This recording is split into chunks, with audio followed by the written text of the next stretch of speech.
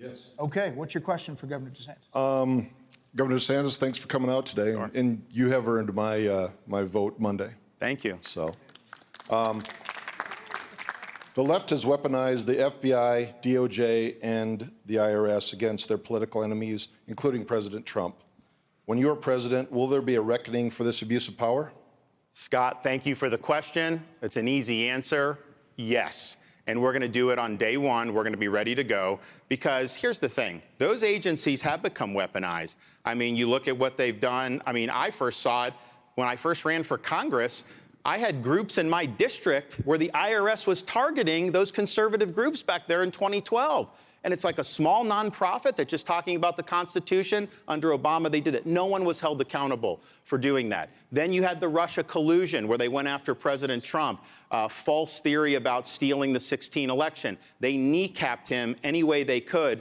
Nobody was held accountable for that. So you're going to keep getting these outcomes until you have a president that comes in and drops the hammer. Our founding fathers understood that if power is allowed to accumulate, human nature being what it is going to be abused.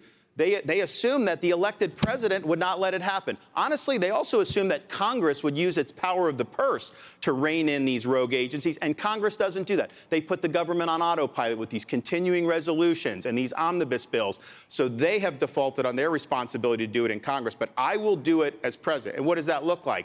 On day one, you'll have a new director of the FBI. You're going to have new people in the Department of Justice. I'm going to take parts of those agencies. I'm going to move them out of D.C. I disagree with Donald Trump, Donald Trump wants to build a massive new FBI headquarters over $1 billion in Washington, D.C. That doesn't drain the swamp. That deepens the swamp. I'm taking that out of Washington, D.C. We're going to take power out of there. But here's the thing. Those are not independent agencies. There's a canard in Washington, the Beltway press will say, oh, the president can't be involved in the Department of Justice. That's politicizing it. No, if they're independent of who the elected president is, that means they're unaccountable.